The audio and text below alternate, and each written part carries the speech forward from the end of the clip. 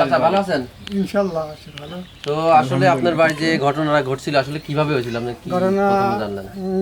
গত 5 তারিখে তা গড়ি গড়ি বৃষ্টি হচ্ছিল, জিকির করতে করতে এমনভাবে একটা আওয়াজ আসলো, আওয়াজ আমি ভয় পাচ্ছি, খুব একটা শব্দ আওয়াজ হচ্ছে।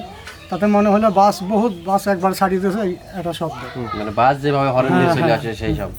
ভয়েতে আমি তাড়াতাড়ি নাচে ছেলে ডাকি বললাম মনে তাড়াতাড়ি আয় তো কী শব্দ, বলতে বলতে মনে ডাকিয়ে বারান্দা আসার পর আমি দেখেছি খালি ঘোর পাক, 3 মিনিট ছুটে যাচ্ছে, গাছপালা পরম করে ভাঙিয়ে ছুরি উল্টা দুমড়ে মুছড়ে একদম ই করে যাচ্ছে।